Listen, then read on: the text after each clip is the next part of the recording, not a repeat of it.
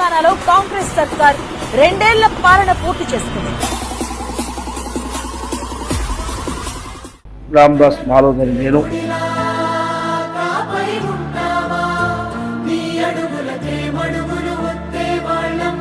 ఇలాంటి ఎమ్మెల్యే నియోజకవర్గానికి ఉండడం మేము చేసుకున్న ధన్యవాదాలు. దండాలయ్యా దండాలయ్యా